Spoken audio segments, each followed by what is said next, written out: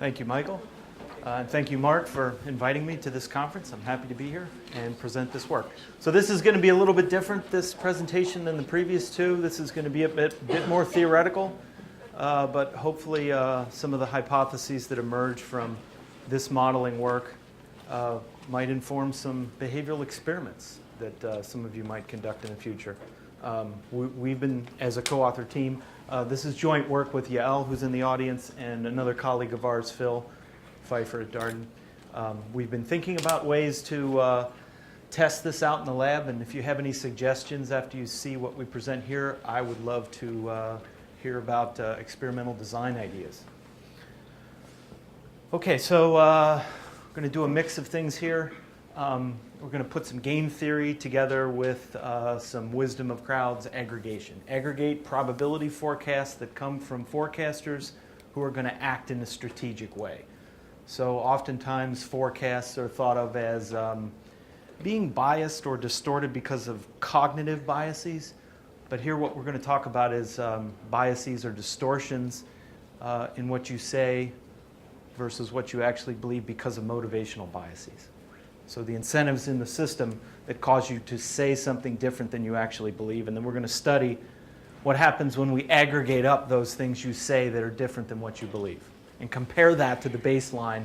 Let's say we could get at your beliefs and aggregate those beliefs.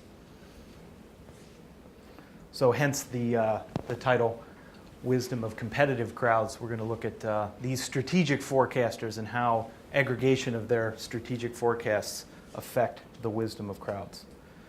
Okay, so we all know this story. For those who have read the Wisdom of Crowds book by Sarah Wecky, this is the story about Francis Galton. He went to the Ox Fair, and he observed that they were running this contest, and they got 787 entries, so a fairly large crowd. They were trying to guess the weight of the ox. The average guess was 1197, and the actual turned out to be 1198. Within 1 pound of the weight of the dressed ox. So it's a pretty amazing result. So this was popularized in the book, The Wisdom of Crowds, and it has great empirical support, going back to some work my advisor, Bob Winkler, and my other co-advisor, Bob Clement at Duke, did back in the 80s, and even some more recent work that Bob will talk about tomorrow. So some motivation here for why I want to study or I want to talk about what happens when individuals inside a crowd compete to be the best forecaster. So this is what's oftentimes overlooked in this tale about Galton, is that those who guess most successfully receive prizes. So there was a competition going on here. And so the purpose of this paper is to examine how that competition affects the aggregate forecast we see when we simply average the point forecasts of the individuals in the crowd. Okay, so some examples from practice. Jack already talked about this example. This is the Wall Street Journal survey. They survey many different forecasts from 50 or so economists. GDP, inflation, employment, interest rates, housing. What's that last one? I'm not even sure what that last one is. So they collect this up every year, and they then essentially reward the top forecaster by writing a big story about that person. And you get your picture in the Wall Street Journal. Has anybody ever had their stenciled picture in the Wall Street Journal? Anyone in this crowd? So, Jack, you have a co-author who has had his stencil in the Wall Street Journal. Al Manis, right? I was time end of the year. Even better, right? Winner take all. Okay, so the winner took all here and got the stenciled photo in the Wall Street Journal. And so I sort of already alluded to this. So the literature, where the literature has been in the past on the gold standard with respect to forecasting has been based on truthful revelation. So how can we set up mechanisms to get people to reveal the truth? What is their actual beliefs about the quantity they're forecasting? And so there's a lot of literature out there that just essentially starts with this assumption that what we're hearing from the experts, the forecasters, are their true beliefs. And there's a huge literature on scoring rules that basically incentive compatible mechanisms where we're designing the system to get at the truth. So the incentives are there to ensure that people reveal the truth. And so we're gonna take a look at a winner-take-all contest, and that is not a proper scoring rule. So we are not going to get at the truth when people are competing and issuing point forecasts as part of a winner-take-all forecasting competition. And so then the question is that good or bad? If we don't get at the truth in such a contest, is that going to be to the planner's detriment or benefit? So our plan, we're going to extend some work that's already been done on competitions among forecasters. There's a paper in the Journal of Financial Economics, Adivani and Sorensen, paper I wrote with Bob, and another paper, I think that's in JPE, where equilibrium results are presented on what happens when forecasters compete in games where they're rewarded when they are the best forecaster. So we're going to analyze these winner-take-all competitions. We're going to assume an information structure, so everybody's going to get a common signal. The common signal, there's just one common signal. Everybody's going to have access to that, and then everybody's also going to get a piece of their own private information. So I'll talk a little bit about the statistical model that underlies the signal process. This common signal everyone sees, and a piece of private information that each person gets access to that no one else but themselves can see. Then I'm going to develop some predictions of play in such a winner-take-all competition. And then we're going to compare the competitive crowds' forecasts, the average of strategic forecasts versus the average of truthful forecasts from those same forecasters, as if we could get at the truth and treat that as a benchmark to measure the degree of improvement that we get when individuals in the crowd compete. And the bottom line is, I wouldn't be giving this talk if there wasn't some improvement here, right? So the punchline is that when people compete, you win as the planner. And we'll talk a little bit more about why that is. And so I think that's really the important part of this paper, is the insight around why you would win when people compete as the planner, rather than getting at the truth. Okay, so rules of the game. Planner's going to organize a winner-take-all forecasting competition. K forecasters are going to compete. They're going to issue their point forecast. I use the letter R explicitly. That's for report. That's the thing you say. It may not be the thing you actually believe. So the thing you say is going to be a function of the thing you actually see, the signal. And so that's how we're going to characterize an equilibrium in this game, is to look at the equilibrium reporting functions as a function of your signal. Planner is going to offer a prize to the winner. Each forecaster is going to have a utility of winning that prize, and we're just going to assume that that is proportional to the size of the crowd. This paper's been under review for a while. Gotten a lot of pushback on this assumption. It's hard to convince people that that is without loss of generality, but if you want to go read the paper, there's a couple pages on why this is without loss of generality.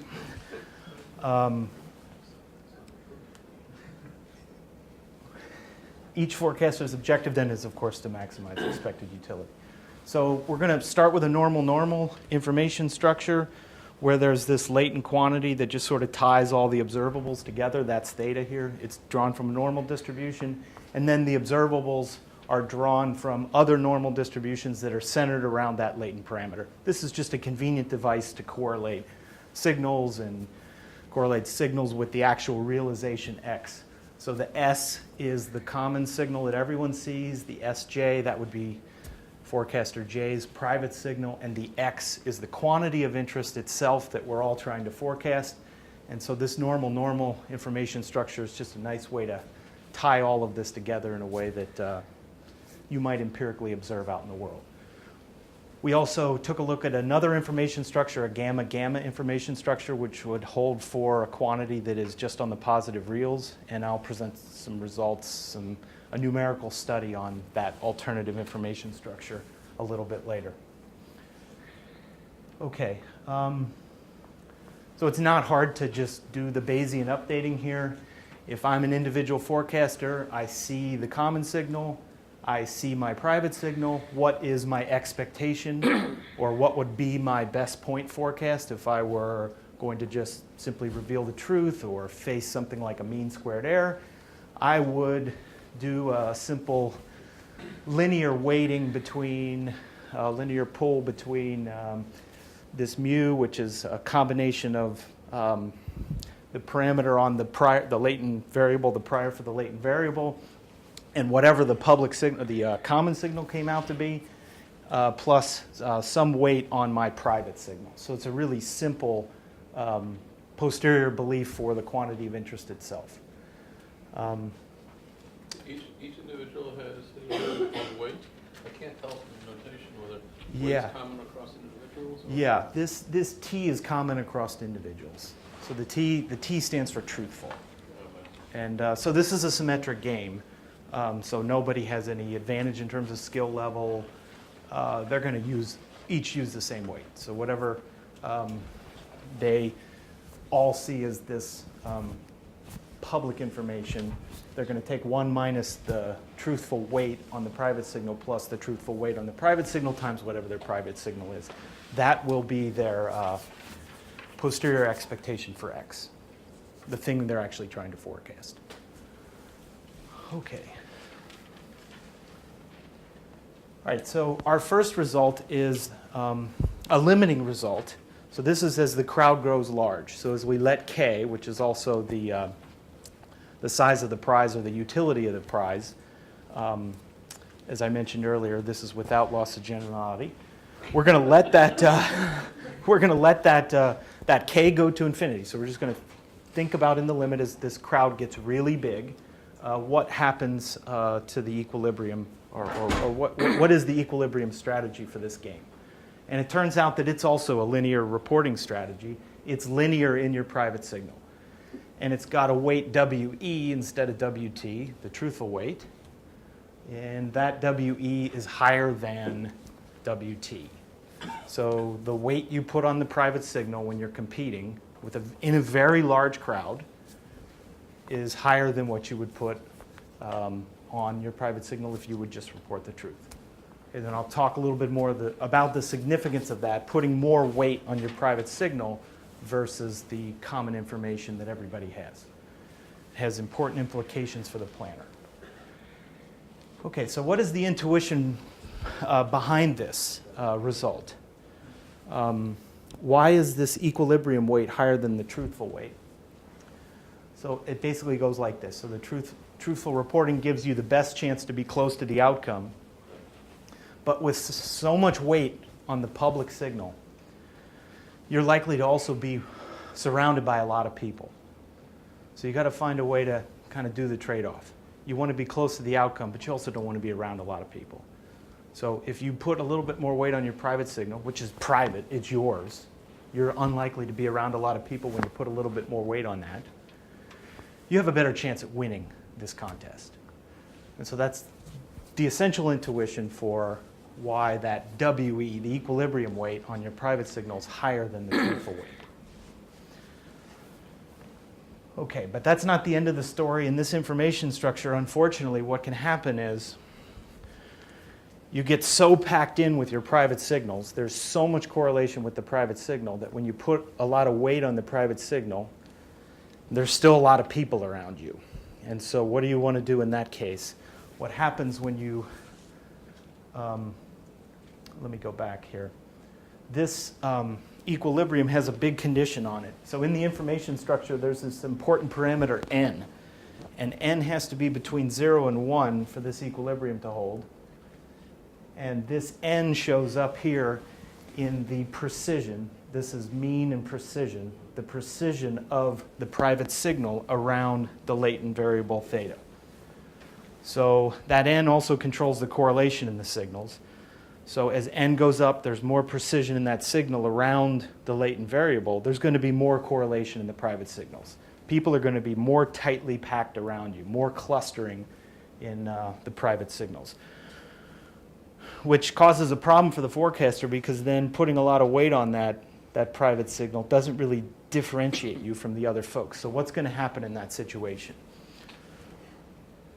And that's the case when n is greater than 1. And I'm going to talk about that in a second. But before I do that, I want to convince you that this limiting equilibrium is important in that for finite crowd cases, and I'm going to show you a numerical example for a crowd size of just 30. So like the crowd size in that Wall Street Journal survey is 50.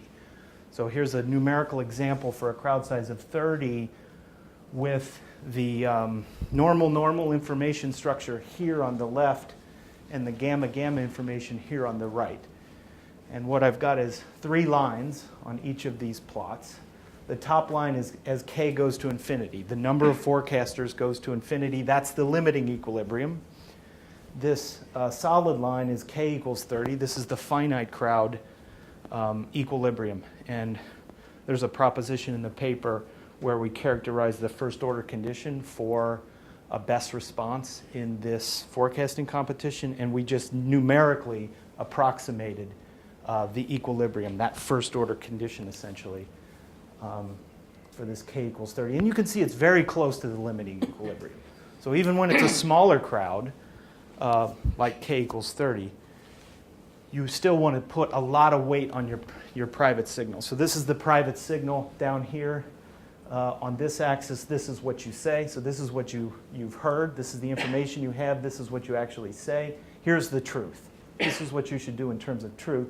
So when you hear 2, you don't say 0.5. You say something more like 1.5. You put a lot more weight on your private signal, even when you have a finite crowd size. Okay, so let me get to the case where n is greater than 1, where you've got a lot of correlation in private signals. What happens is we shift from a pure strategy equilibrium regime into a mixed strategy equilibrium regime. And so the only way to distinguish yourself is to mix around your private signal when there's a lot of correlation. So a lot of people are going to cluster in and around where you are with your private signal. So rather than just put a lot of weight on it and report in a pure way, deterministically, as a function of that private signal, you're going to want to mix around it. You're going to take that private signal and add a little bit of noise to it. So you need to have a random device in your pocket that's going to basically flip from a normal distribution, add it to the private signal, and that will be your report. Or at least that's a prediction of how people might play if they were going to be the hyper-rational game theorists who believe in all the common knowledge assumptions and all of that nonsense. Okay, so the intuition, I think I've sort of already talked through this just a bit. It's this idea of clustering, and one way to uncluster is to mix around your private signal. That's the stable thing to do here in this game. Okay, so now that we've got some predictions of play, when you're not too correlated in terms of private signals, you want to do this pure thing, this pure strategy thing, which is to put a lot of weight on your private signal. If you've got a lot of correlation in private signals, then maybe you want to go to this mixed strategy, but still that mixed strategy is centered around your private signal. And so while it's not a deterministic weight on the private signal, you're moving over to where your private signal is, and then you're putting some noise in and around it. You know? Why the mixing has to be normal? Because of the normal information structure. It doesn't have to be generically. It would be you would add a little bit of noise that is consistent with the underlying statistical properties of the information structure itself. So in the gamma, you would need to mix, I guess, with a gamma. But it's not intuitive because you have to indiffer between any in the support, right? And why would that be normal? Yeah. In the normal case, if you just add some normal noise, you're going to still stay in the support of everything in that information structure. But in the gamma, maybe it's a little bit more tricky. You need to think about where that support is for the positive reals. Okay, so we're going to look at the accuracy of the crowd's forecast, and we're going to look at the two types of crowds. So one is if you could get the truth from everybody, and the other is if they're playing this game and they report according to one of these equilibriums, how does the MSE, the mean squared error, differ between the two crowds? So we're going to compare the truthful and the competitive crowds here. Okay, so the first result is that and this is for both cases, we've got low correlations in private signals or high correlations in private signals. Whether we're doing the pure strategy thing or the mixed strategy thing, we're going to see improvement. So this is the main result in the paper, that a large competitive crowd is going to be more accurate than a truthful crowd. And these are just some ISO percentage improvement curves, and you can see that you can get, depending on the parameters in the information structure, anywhere from 2 to 12% improvements in the competitive crowd. Over here, we're working in the pure strategy equilibrium case. This is when n is between 0 and 1. We've got low correlation in private signals. This is the case where n is high. We've got high correlation in private signals. We get the same sort of structure. The more correlation there is, the more noise we're going to have in our mixed strategy equilibrium, and the less accurate we're going to be when we aggregate up all of those forecasts. Okay, so this is the intuition for the second part of the paper, the second big result, the main result in the paper, which is about the accuracy of the crowd. Is essentially this idea that what happens when people report truthfully is that everybody is saying and putting some weight on this common information, and you're getting redundant reports of that. So when you average across the whole crowd, you're getting 100 people all saying 1 minus WT on mu. And I only need to hear that once. What I really would like to hear is just that once from somebody. Ignore that person, and then the other 99 people just report their private signals. That would be the best thing I could get as the planner.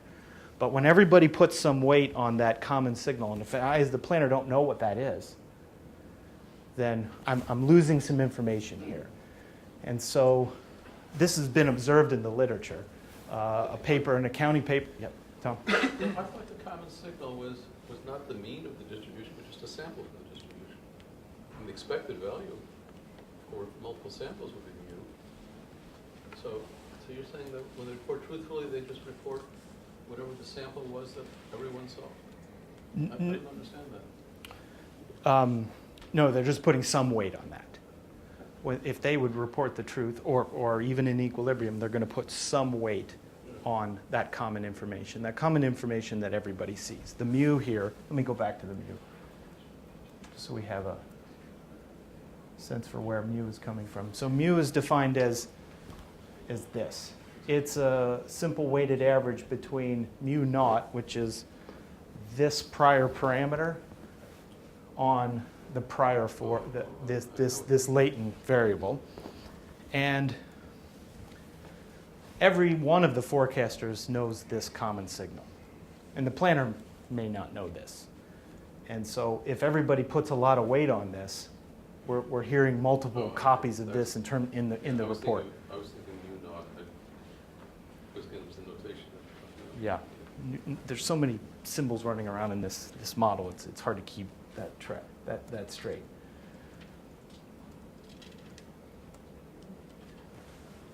Okay, so how does the planner get the benefit from the crowd competing, from the individuals in the crowd competing? It comes from putting that higher weight on the private signal, lower weight on the common signal, reduces the redundancy that the planner is hearing in terms of what that common signal is. Just doesn't need to hear so much weight on that.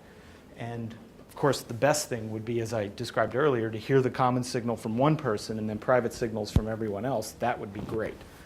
But if everybody is incented to tell the truth, they're going to put some weight, every single person in that crowd, on that public signal, and you really don't want that redundancy in the crowd's view. And this has a name. It's called the public knowledge bias. And so the essential result here is that when you host a winner-take-all competition, forecasters play in equilibrium, this higher weight on the private signal, you're going to reduce this public knowledge bias. So there is, however, a challenge here, because I think there's a temptation with lots of corporations and organizations, and even the Wall Street Journal has this temptation, I believe. You host this winner-take-all competition. You know, everybody in the pool knows that the winner is going to get their picture in the Wall Street Journal, but the loser also gets interviewed. Right? The loser's also in the paper and highlight how bad that person is. And when you punish this poor performance, it's a little tricky, because what you really like people to believe is that they won't get punished for their poor performance, and they're going to go out on a limb and put all this weight on their private signal, which really isn't a good way to be accurate individually. This proposition is really obvious, right? The competitive forecaster who's not telling the truth, which is essentially the best forecast that person can come up with, is going to be less accurate than the truthful forecaster. The idea here in Proposition 7 is that we can basically measure that. So performances can be really bad in a competition like this. And so anywhere from 60% up to 95% worse than the truthful forecaster if people are competing. And so they really need to believe that they're not going to get punished for being such poor forecasters, because many of the individuals are going to do very poorly when they compete. They're going to go out on limbs, they're going to put lots of weight on private signals, and individually forecaster performance is going to look bad. But the crowd as a whole is going to really come up with a good, because you're collecting up all the private signals, which is what you really want to do. Okay, so the extreme of this is what happens when you conduct a lose-or-lose-all competition. And I think there are plenty of instances where this is what happens. It's everybody who's above the bar gets to keep their job sort of story, right? And so that's not exactly a winner-take-all. That seems to me to be a bunch of losers lose all. And so the equilibrium in this game is trivial. Everybody just sort of herds. They all report the same thing. They all report that mu, which is the quantity of interest given just the public signal. And this is a really bad crowd. You're missing all of the private information that sits out there in the crowd, and you're just essentially getting one report that any one person could have collected up for you. And we can measure that too, and there's some results in the paper where we've measured that. Okay, so now we get to the testable hypotheses section here.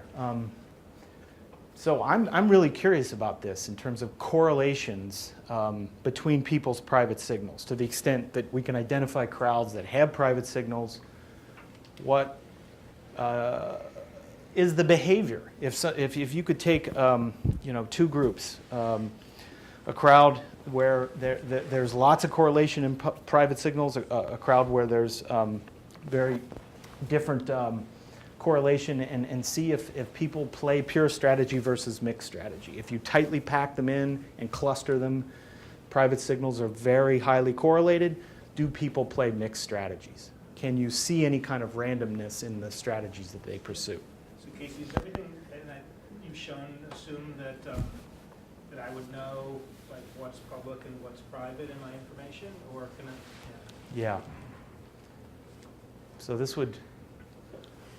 Yeah, I mean, in terms of testable hypotheses, you have to make a lot of auxiliary assumptions that don't relate to your theory, just because you want to implement it. So one question, how do subjects learn about the environment? Yeah. You could tell them. It's possible. You could tell them very explicitly that they're getting a public signal, they're getting a private signal. It's drawn from this distribution. Show them 15 random draws from those distributions in the past, and the next one coming up is real. When you turn to behavior as opposed to your formal results, you really need to think about these issues, about how you implement it. So that may be one way, there may be other ways that may make a difference. Yeah. It's interesting with the Wall Street Journal Yeah, so survey. How would you unpack that, the public Yeah. signal versus the private? Yeah. Well, I'm just curious. Like, do professional forecasters have a sense of here's something that I personally know, and here's something that everybody knows? And if that were true, then maybe this could work. Yeah. Yeah. I don't have a good intuition for it though. Yeah. Maybe we can look for because we also have the category of their background, right? The Wall Street Journal or the Survey of Professional Forecasters, we know if they come from academia, from industry, maybe we can Oh, look right, at there's some yeah. commonalities across those clusters. Yeah. And there may be private information sitting in those banks, like Morgan Stanley or Goldman Sachs, that maybe an academic doesn't have access to. Well, that's true, right, because if this is what my analysts are telling me, then maybe that's something only I would know what my analysts said, so. Yeah, analysts Compare those who are- or tracking trades of their clients. They're on the inside of that. They know something about the velocity of money through they are a bank, right? And they may have private information about, say, inflation, where inflation is headed. Compare those who are in jail for inside trading versus those who aren't. The convict measure. So there's an interesting additional result we show in the paper, which is that these mixed strategies can be implemented if you've got this private signal, this SJ, which is really just an average of a bunch of past data points. So like X1, X2, X3, up through Xn minus 1, where Xn is the thing you're actually going to forecast coming next. You can simply, instead of implementing the mixed strategy where you take that average and then put some noise on top of it, and that's your report in the mixed strategy equilibrium, you can just take the last data point, because the last data point is a mimic of X itself, the next X that's coming. And that turns out that report the last strategy, report the last value in your sample, will mimic the mixed strategy equilibrium here. So that's something else that could be tested in a highly stylized lab experiment.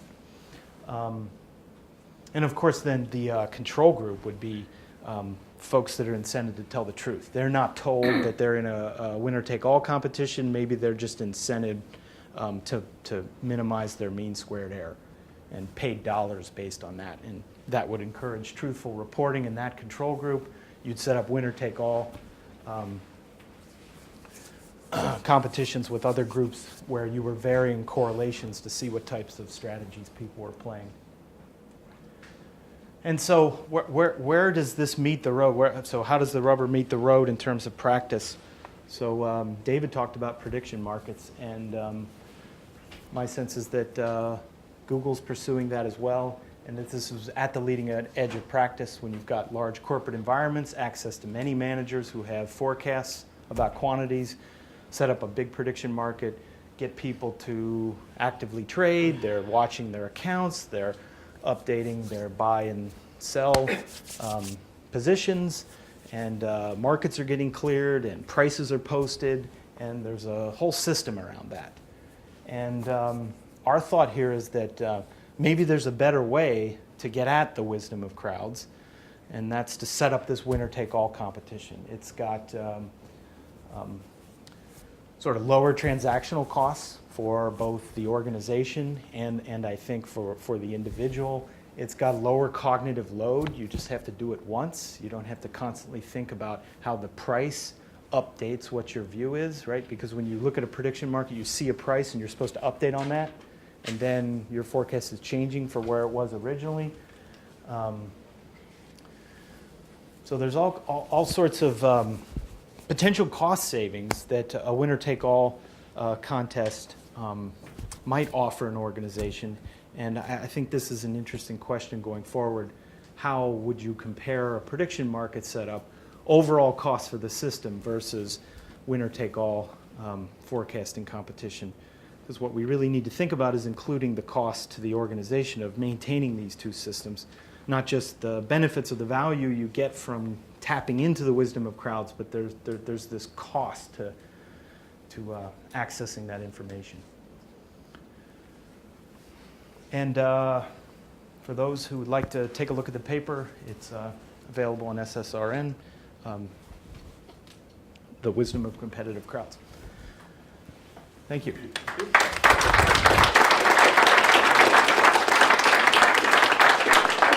Stefan. I have a question, and I was wondering whether there's some free pony in there, and probably there isn't, but A what?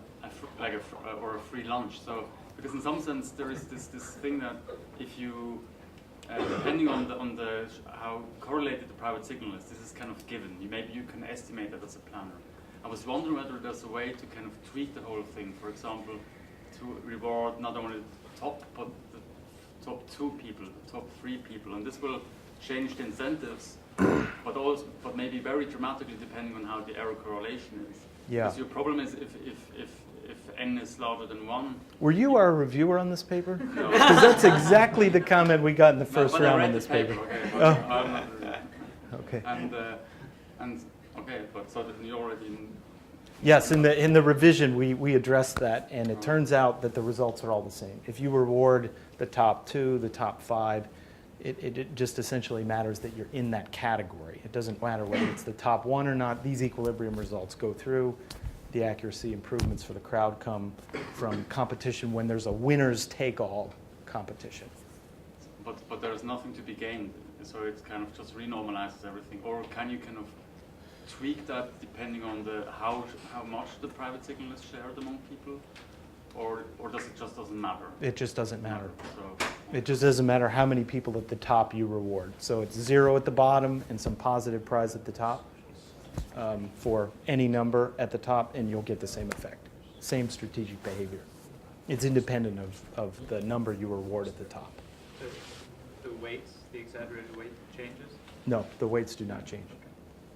Bill? If the common signal is Gaussian, but the personal signal is something weird like a bimodal or something, does the game still have the same outcome?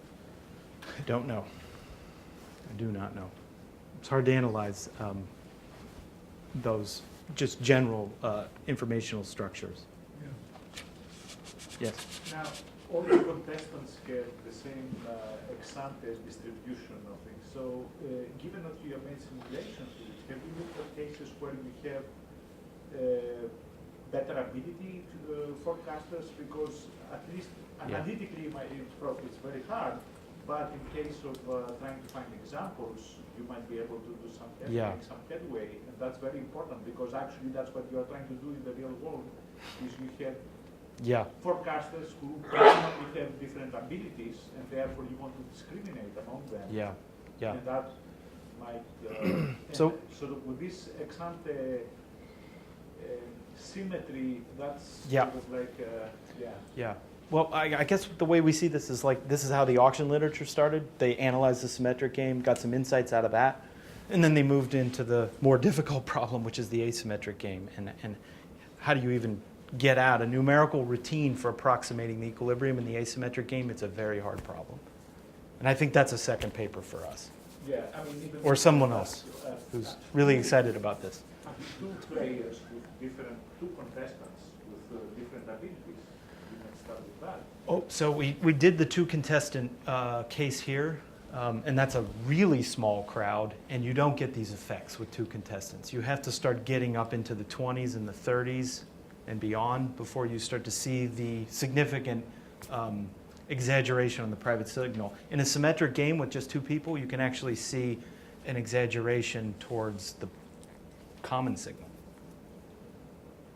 So a crowd of 2, a group of 2, we're not going to be able to tap into this, the benefit here that comes from competition. 1 out of the 30 is much more accurate than anybody else. Suppose you look at that, everybody is the same except for 1. Then you get that. I mean, it's like 2 players, but this you get with a large crowd. You get qualitatively different than that. Yeah, that's a good way to start that investigation, I think. It's a nice suggestion. Yes, Mark. So I think so far you talked about winner take all for a single forecasting item. Yeah. So suppose you set it up that you win across, let's say, 10 or K forecasting items. So does that sort of make a bigger distinction between competitive and truthful crowds? I'm wondering about empirical situations where you want to tease those apart a little bit better. Yeah. Is that maybe one way to do it? I think that's a really challenging problem to look at. So you'd have to set up the rules of the game for multiple forecasts. Would you look at the average distance from the realization and rules? Reward that forecaster who has the lowest average, median, deviation from the realization. That's a tricky thing because it's a it's a multi-dimensional action and private information space, and those games are really difficult to analyze, certainly in closed form, but maybe numerically you could investigate that.